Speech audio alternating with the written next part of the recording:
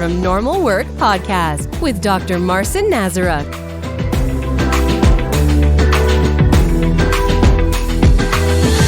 I'd like to also ask about the learning reviews. So can we start with describing how you see the difference between an investigation, typical root cause analysis with 5Y or related tools, and what you now currently call the learning review? Well, if I start, and if Simon wants to kind of join in afterwards, when I joined the organisation, we were carrying out Kelvin Topset style root cause analysis investigations, and one of the first things I identified was, just stepping away from the actual investigation itself, was the interviews that were being carried out and the transcripts around those interviews.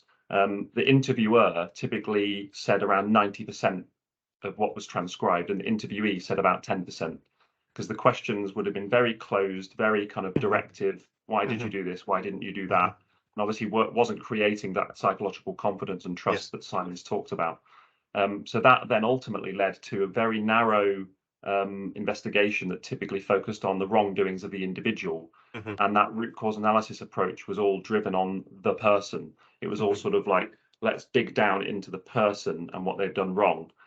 So my particular view on that, not just conceptually, but in terms of the way it was applied in this organization, was that it was very reductionist, and it was kind of treating a human like a machine part. So, if we just fix the broken human, the broken part, then as long as we keep them in the organization, then hope this shouldn't happen again. What the learning review approach does, firstly, coupled with a just culture, because I don't think that in many organizations you can just implement a learning review without demonstrating to staff that they're going to be treated fairly when they're involved in an event where they've just sort of made a mistake, is that it looks at understanding the sense making of the individual, and it looks at context. So what I talk about in the training we've delivered is that rather than going down and in, a learning review tries to go up and out. So it might start with the actions of an individual proximal to an event, but actually that's just a jumping off point to learn about the broader context, and not just the context of that specific event on that specific day, but what that can tell us about normal work as well. Because often what we find is that an investigation theoretically assumes that when things go wrong, the actions involved in things going wrong are unique to when things go wrong. So bad actions always lead to bad outcomes, or bad in inverted commas. What a learning review does is acknowledges, by looking at normal work, is saying, actually, if we have a bad outcome, the actions that were involved in getting us there aren't necessarily unique to a bad outcome. They could be doing those things all the time, and it's just this particular set of circumstances on that day led us to a bad outcome versus what would normally be a normal positive outcome. So the learning review process in our implementation, and Simon mentioned it earlier, has identified such a rich array of organizational and system level learning that we were never really getting to with the traditional investigation approach that was more root cause analysis based. Thank you, Adam. Simon, anything to add? Yeah, I mean, Adam summarized it fantastically. I think it's the thing that, obviously, I'm thinking of the listeners who may have, questions on this, is, number one, you need to embed the just culture within the learning review process, because, it's very hard to make, them work without each other.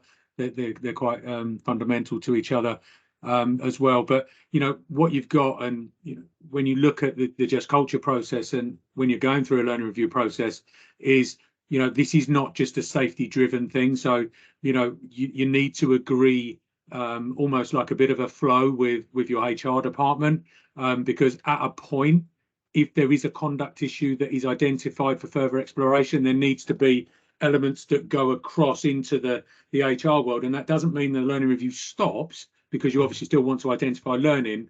But obviously, if there are conduct or capability issues, you want to flag them at the earliest stage, so that the HR guys can obviously do their work and meet their objectives within there as well. So, it is a very multi-departmental, sort of approach that you do need when organising and setting up all of these arrangements within there, and you do need to reach out, because, I certainly don't have all the answers. Adam will say he doesn't have all the answers. When we've developed you know, the learning review stuff. You know, the team did masterclasses with Ivan Pibility and Christopher Vassell. You know, when we developed the restorative just culture policy, you know, Sidney Decker reviewed that for me, just so that we knew that any sort of, you know, way we could make this better, more effective.